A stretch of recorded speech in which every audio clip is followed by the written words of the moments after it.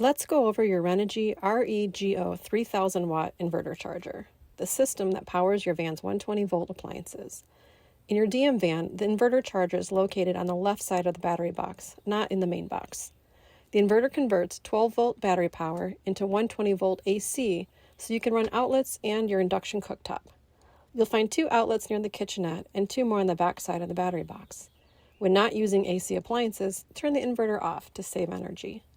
When you're plugged into shore power, leave it off. It will automatically switch into pass-through mode, powering your outlets and charging your batteries. Use the Renogy DC Home app to monitor system performance. You can view inverter output, charging rates, and even adjust the shore power charging current between 5 and 150 amps. Small tip, for smaller loads like lights or the fridge, stay on 12 volt DC power. It's more efficient than converting to AC.